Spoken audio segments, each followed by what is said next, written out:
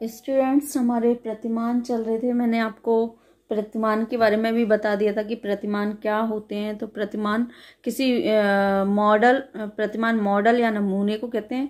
और प्रतिमान यानी कि जो मॉडल और नमूने होते हैं उन्हें जो शिक्षण में यूज़ किया जाता है तो उन्हें शिक्षण प्रतिमान कहते हैं। ये मैंने आपको बता दिया था।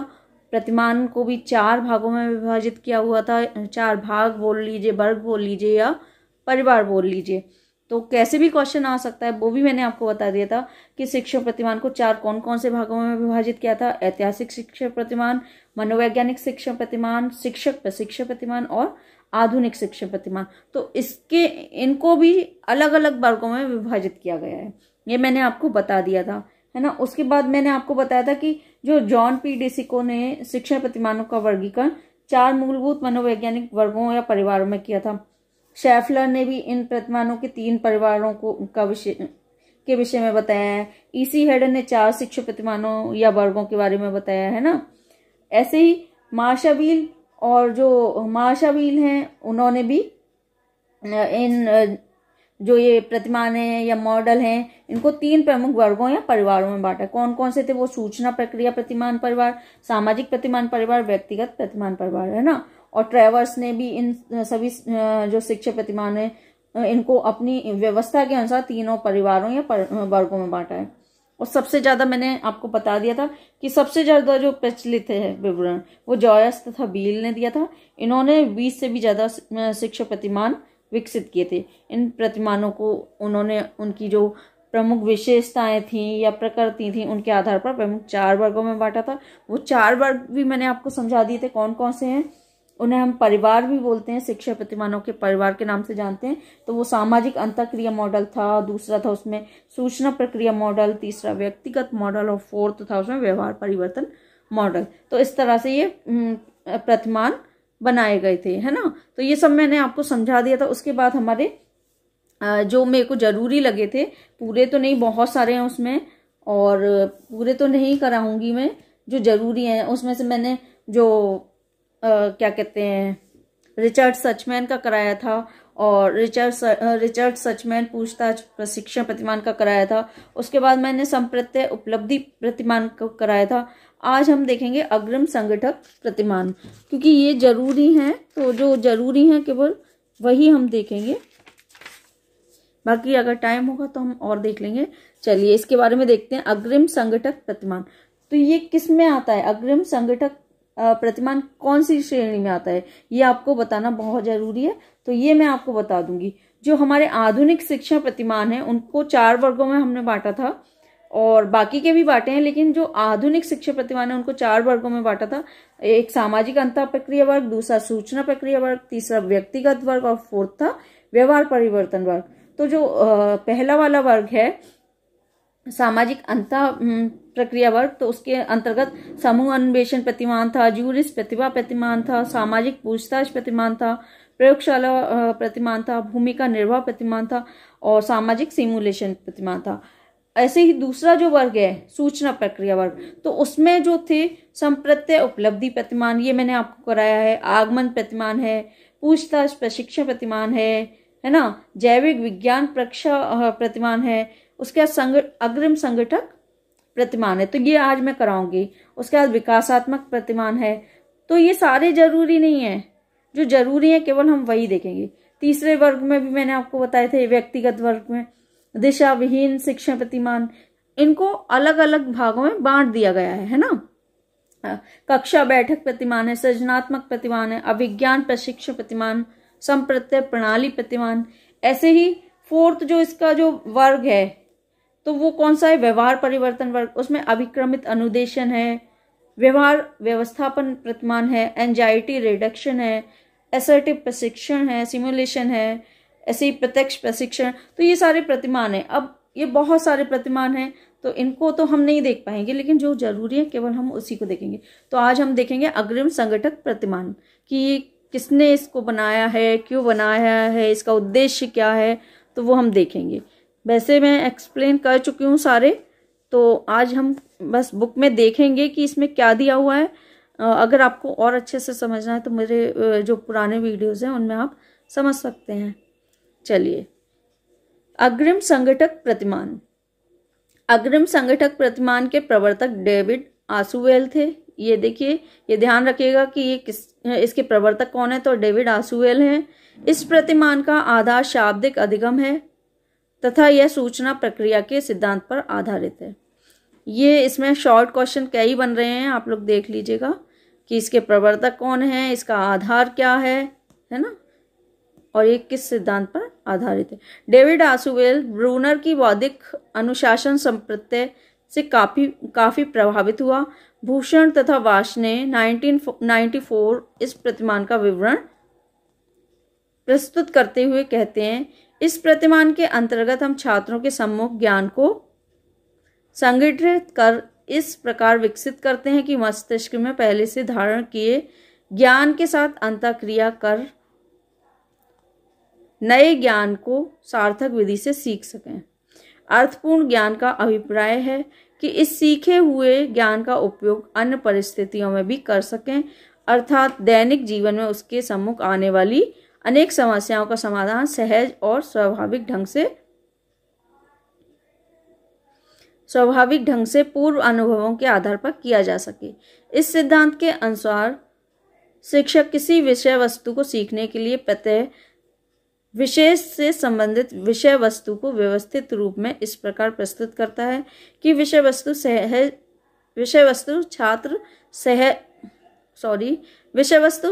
छात्र को सहजी बोधगम्य हो जाती है।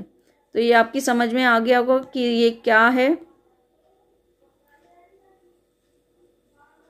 इसमें जो प्रतिमान में क्या होता है कि जो भी ज्ञान होता है इस प्रतिमान के अंतर्गत क्या करते हैं कि जो भी ज्ञान है उसे संगठित करके छात्र के समक्ष प्रस्तुत करते हैं,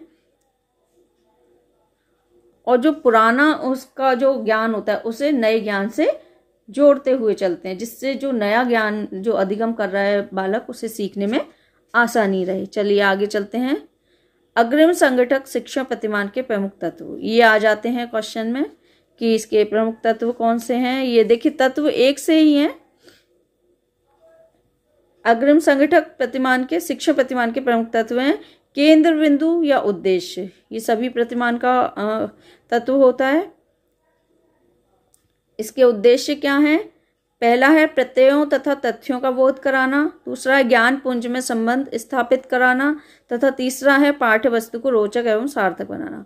इसके जो उद्देश्य हैं तो वो यही है कि प्रत्ययों तथा तथ्यों की पूरी तरह जानकारी कराना, ज्ञान पुंज में संबंध स्थापित करना तथा पाठ्य वस्तु को, जो भी पाठ्य वस्तु है उसको रोचक और सार्थक बनाना। ठीक है।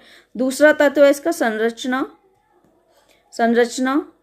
ये सब करा चुकी हूँ मैं, ऐसा नहीं है कि कराया नहीं है। आप लोग कहें कि समझाया नहीं, तो ऐसा नहीं है, समझा चुकी हूँ मैं, बस आज मैं थोड़ा सा रीड करा रही हूँ। ठीक है। संरचना में विषय वस्तु के सार्थक बोध हेतु पहले क्रियाओं को सामान्य रूप से प्रस्तुत किया जाता है, फिर विषय वस्तु को सीखने के क्रम में विशिष्ट रूप से प्रस्तुत किया जाता है। इस प्रकार इस प्रतिमान में 3 मुख्य प्रक्रियाएं संपादित की जाती हैं।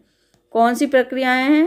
पहली है विषय वस्तु का संगठन, दूसरी सीखने के लिए अधिगम सामग्री का तार्किक क्रम में प्रस्तुतिकरण, तीसरा है संज्ञानात्मक संगठन को सुदृढ़ बनाने के लिए विभिन्न प्रकार के चार्ट, निष्कर्ष एवं अनुप्रयोगात्मक प्रश्नों आदि का प्रयोग करना। ठीक है। इस प्रतिमान में 3 मुख्य अवस्थाएं होती हैं। देखिए, ये तो हो गई संरचना के अंतर्गत 3 मुख्य प्रक्रियाएं। अब हो गई अवस्थाएं।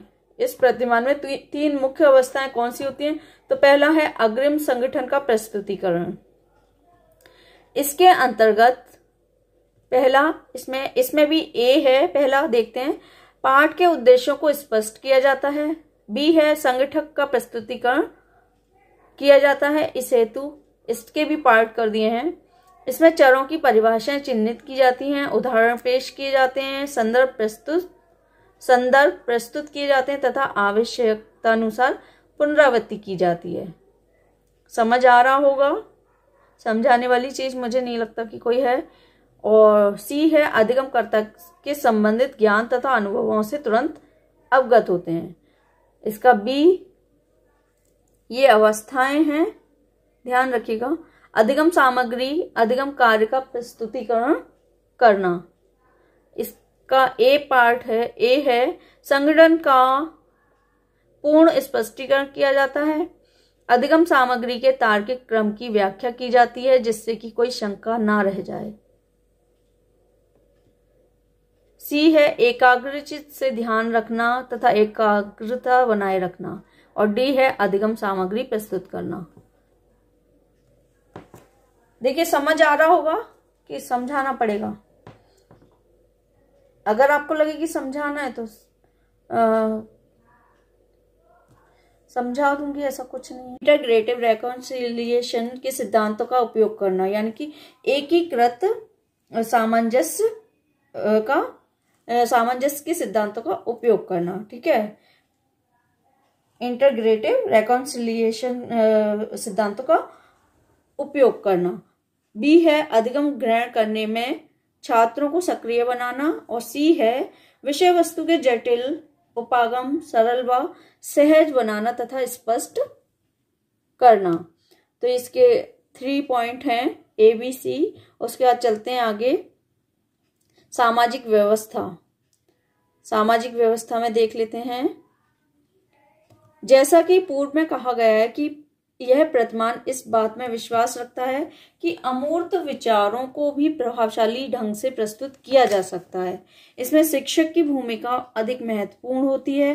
वह ज्यादा सक्रिय होता है और कक्षा पर अपना पूर्ण नियंत्रण रखता है। तो इसमें जो सामाजिक व्यवस्था में दिया गया है कि मतलब इस प्रतिमान में ये कहा जाता है कि जो अमूर्त विचार हैं उनको भी प्रभावशाली ढंग से दिखाया जा सकता है या बताया जा सकता है। इसमें शिक्षक की भूमिका महत्वपूर्ण होती है।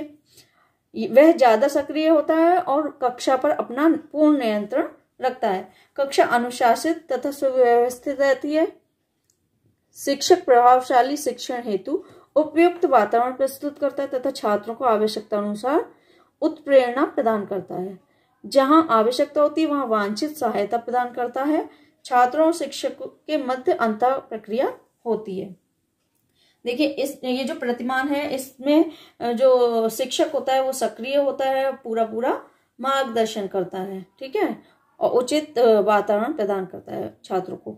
आगे है शिक्षक इस प्रतिमान के अंतर्गत अमूर्त धारणाओं को प्रभावशाली ढंग से कक्षा में छात्रों के समक्ष प्रस्तुत करता है और छात्र संबंधित विषय वस्तु तथा अमूर्त धारणाओं का विश्लेषण करते हैं तथा संबंध स्थापित करते हुए नवीन ज्ञान सरलता से प्राप्त करने में समर्थ होते हैं। चलिए 4th पॉइंट है मूल्यांकन व्यवस्था। इस प्रतिमान के अंतर्गत मूल्यांकन अनुदेशन के आधार पर किया जाता है। मूल्यांकन हेतु मौखिक तथा लिखित दोनों ही प्रकार की परीक्षाओं का उपयोग किया जाता है। इसका जो मूल्यांकन व्यवस्था है इस प्रतिमान की वो क्या है कि अनुदेशन के आधार पर किया जाता है। और जो इसमें मौखिक क्वेश्चन आंसर भी होते हैं और लिखित भी होते हैं, दोनों ही प्रकार के होते हैं। अग्रिम संगठक प्रतिमान अमूर्त पाठ्य वस्तु के शिक्षण हेतु बड़ी प्रभावशाली विधि है। ये अमूर्त शिक्षण, जो अमूर्त पाठ्य वस्तु है उसके शिक्षण के लिए ये एक प्रभावशाली विधि बताई गई है। ज्ञानात्मक पक्ष के उच्च स्तरीय उद्देश्यों की प्राप्ति में यह प्रतिमान बहुत सहायता देता है। ठीक है, ज्ञानात्मक पक्ष के उच्च स्तरीय उद्देश्यों की प्राप्ति में यह बहुत सहायता देता है। इस प्रतिमान का प्रयोग समस्या समाधान तथा अधिगम अंतरण के क्षेत्र में सफलतापूर्वक किया जा रहा है। तो ये हमारा हो गया अग्रिम संगठक प्रतिमान, फिनिश हो गया है। ये आप लोग अच्छे से रीड करिए और जो ना समझ आया हो पूछ लीजिएगा। चैनल को सब्सक्राइब जरूर कर दीजिएगा, वो बहुत ज़रूरी होता है। मैं बार बार आपसे बोलती हूँ कि चैनल को सब्सक्राइब जरूर करिए और लाइक शेयर कमेंट करते रहिए। Thanks for watching.